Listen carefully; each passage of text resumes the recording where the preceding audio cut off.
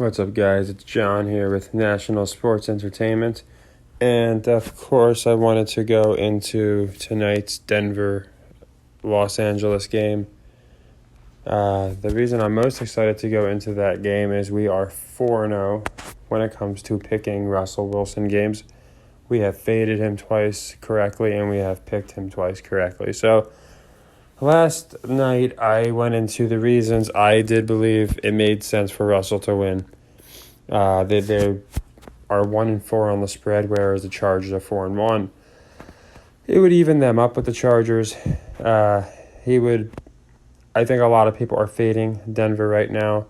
So to me, it all kind of lined up for the Denver Broncos to win this game, or not to at least to cover that 4.5. But then I started getting Philly-Dallas vibes, where, again, this is another one where Denver's not been great, but they've beaten San Francisco. They've played good defense, at least from a story perspective. Let's pretend it's real. And the Chargers struggled on the Browns. This game should be, I would think, about, even though it doesn't seem like much of a difference, I'm telling you, these lines do matter. About 2.5 to 3 for the Chargers at home, in my opinion. If this was Kansas City, the line would be around 4.5. I'll promise you that. We'll wait until they play them later in the year in Kansas City. So I just find it interesting. The line seems a little enticing to pick the Broncos, and I wonder if there's going to be a little more public money on the Broncos than people realize. Now, that's not enough of a reason for me to say, okay, the Chargers, I'm changing to the Chargers. Even though the metrics do suggest the Broncos should win this game, there's something Russell said that makes me think the Chargers are going to win. And it's been posted. You guys might have seen it.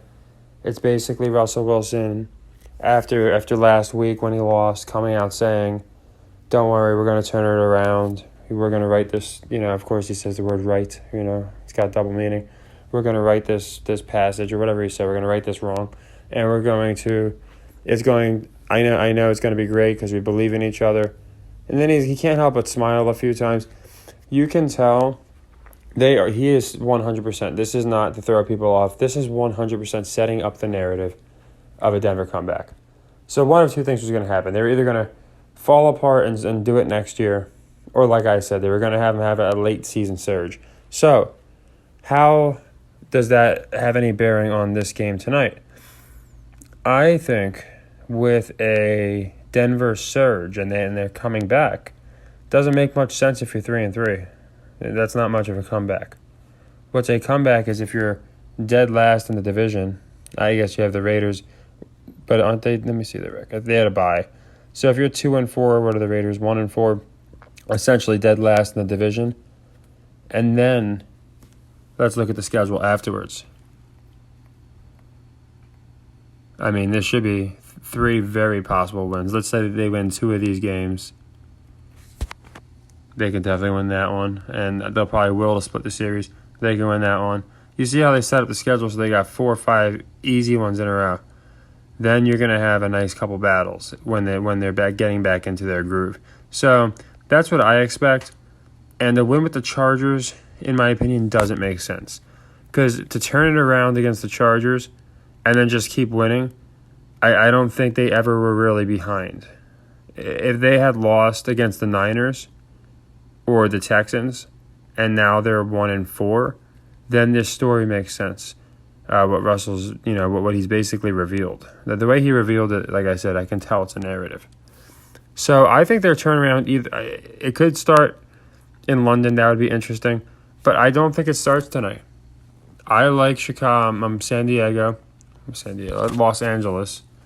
Now we just have to decide if we like the spread. And looking at everything, I do think if the Broncos lose, I guess losing a close one's more of a heartbreaker. But again, they're being depicted as a terrible team. They're being depicted as a team that can't win. And they're going to be depicted as a team that's ruled out, in my opinion, after the Chargers have a pretty convincing victory against them. So I do like the Chargers. I'm going to buy it down to 4 just in case, because we just saw a 27 or a 24-20 game. And those games do happen pretty often. And you never know. So I do like the Chargers here. This is going to be a first leg bet. I looked through our sequences.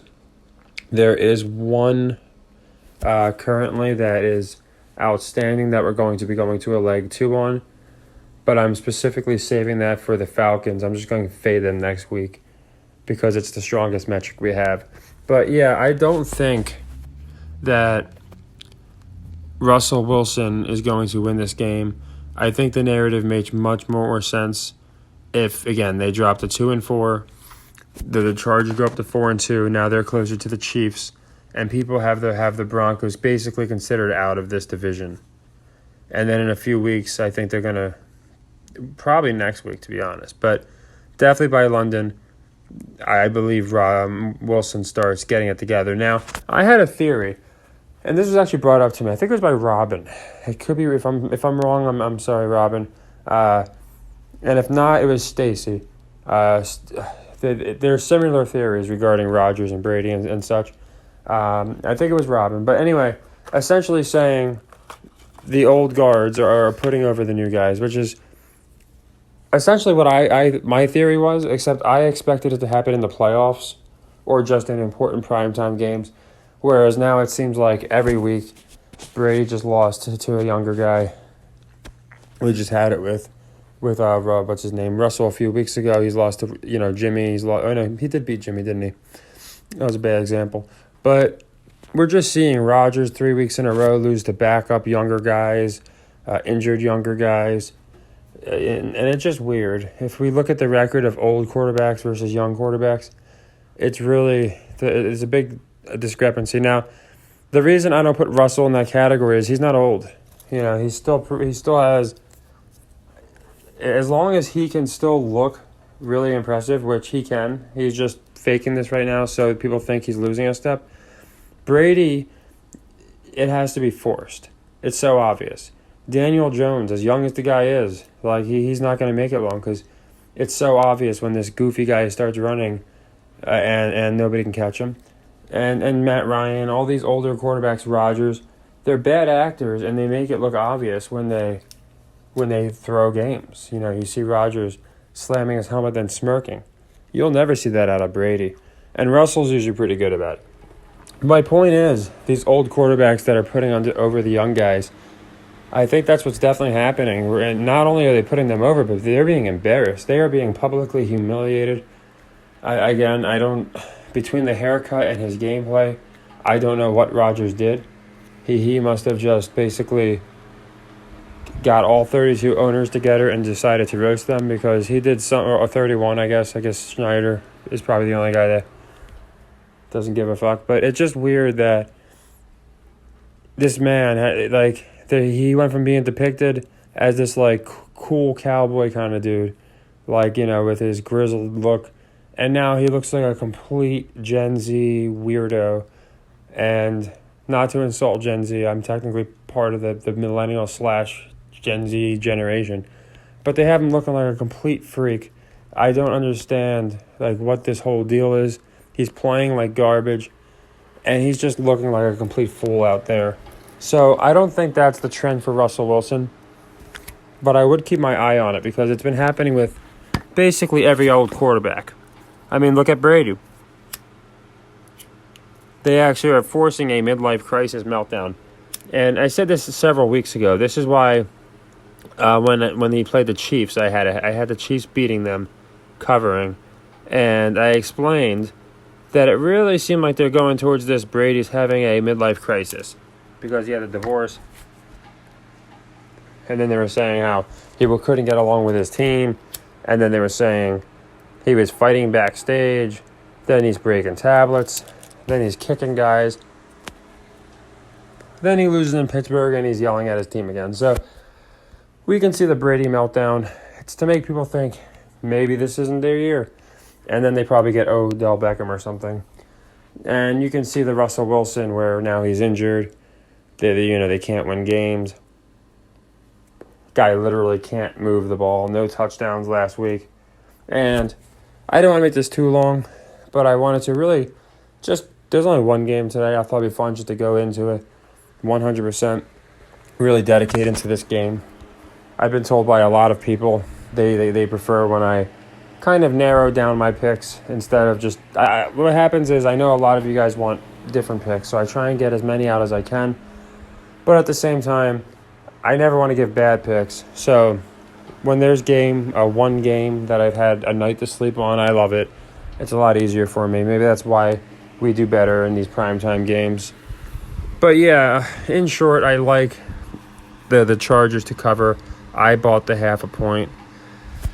And this one's mostly all off of narratives. Now, what I wanted to point out was, and this has been brought up many of times, so, I can't wait to give him credit if it happens tonight, and it's in the comments. You guys can read it. Essentially, Russell Wilson is at 200, I think, and 96, and I brought this up last night for a bit. 296 touchdowns. I think he needs 300 to pass Elway for 13th. And what's interesting, I was thinking about the numbers, and obviously Wilson's number is 3, and Herbert's 10. So, 10 and 3 is 13, which would be the ranking he would be if he were to pass it. Now, I'm not saying he's going to pass it tonight. I personally think he's going to pass it in London. That just makes sense to me. Although I guess passing it on a Los Angeles team, since Dickerson was on Los Angeles, and it's the same number as his rushing record, if I'm not mistaken, 296. That could make sense, but I'm going with London. I think he passes it in London, but I still think that's why I still think he doesn't win the game either, because obviously if he's going to pass it tonight, most likely he would win the game, and that begins their turnaround. I think his turnaround begins in London with something like a 3-touchdown game. He'll probably be at 297 at the time, and maybe 298, and he passes it, something like that. And tonight, I think the Chargers definitely win. I think Herbert gets put over, even without Keenan Allen. I know they're saying how terrible he is without him. I think that they have Mike Williams and a few other guys step up and really make people think the Broncos are done. Again, Russell gave it away. They've done this. They don't do this on accident. And if they do, if they say something like, "Oh, we're gonna get it together and get it go," you can tell when they're lying. You can tell when they are actually telling the truth. That we're actually going to get this going because it's in the script. And you can tell when they're just saying it because it's the PC thing to say, or the PR thing to say, whatever, because they just have different looks in their eyes. Russell's remembering lines here. He's going. If you watch the clip, he's like got his eyes in the like where you look up when you're trying to remember something. He's looking around. You don't do that over a simple team that's just going to keep losing. He knows they have a story to tell, and he has to tell that story. So Denver loses. Wouldn't be surprised if they got shellacked, but I'm fine with the 4. And this one, there's not much to it. My opinion on the Yankees. There's been good points brought up about the Guardians, about the Padres, about the Phillies. And I guess we all agree the Astros suck and they're not doing nothing. But I like the Yankees. Like I said, they keep talking about this new Subway Series. And maybe we can call this I don't know what you call it, maybe a backpedal. But I thought it was going to be Brooklyn, formerly Brooklyn and New York. Maybe by New York Subway, new Subway Series that they keep talking about on these commercials. Maybe Philly. I used to take the subway when I was a kid with my parents. We would go from Philly, it's right across the way. So you get to New York from Philly on a subway. It's the only teams that you could take a subway from one city to the other. I know it's a stretch, but it was just weird the way they kept going out of their way to say this new Subway Series. So between that and all the numbers, I put out my video on the Yankees. Like I said, I thought they were meeting the Dodgers. But I just think the Yankees are going, and I certainly think they're going to play the Astros because people are going to want redemption. The Astros cheated. They got caught. Actually, they got scapegoated because they were probably too obvious about it. And all the proof I need actually is this last thing, where the Guardians have an edge over the Yankees. Now, what's interesting about this is now this I just found. It's not like I looked for it as I was reading this to you guys. 1 minute and 13 seconds, and Judge has a 311 batting average. So obviously backwards is 113, and his RBIs are 131. So we got that 131 all in here, and here are the people telling us the Guardians have an edge, and you know that whenever they tell us anything, it's the opposite. But yeah, so I genuinely don't think the Guardians win this game. They're not a draw. And even if they do win, I don't think they'll win. I don't think they would win the World Series. I think they would. Oh, look, a whipping percentage of 113 for Talon. You see the ones and threes? Like, I don't just make this up. They really are just everywhere. But I do think the Yankees win this game. It just makes sense to me that they play the Astros and then probably the Phillies. But I am seeing a lot of people saying Padres, and Padres does make sense. But I think Yankees, Phillies, and this game is until 7, obviously, so it's a little before the Monday night game. But I'm just going to do these as 2 separate sequences either way. I don't like getting baseball in my football sequences. It doesn't seem to work out too well. So that's really all I got. I really wanted to just go into the narrative of Russell Wilson and Justin Herbert here, and why I think Wilson loses. Again, they talk about Randy Gregory's absence a lot, and now they're not showing him, which is weird because he was definitely put on the IR, and I think that stuff's on purpose. I think people won't see that. They might just assume he's back because they don't watch football enough, pick the Broncos and lose. But I don't expect Keenan Allen to play. But again, it doesn't mean they don't win. I just think he won't play. They'll build up.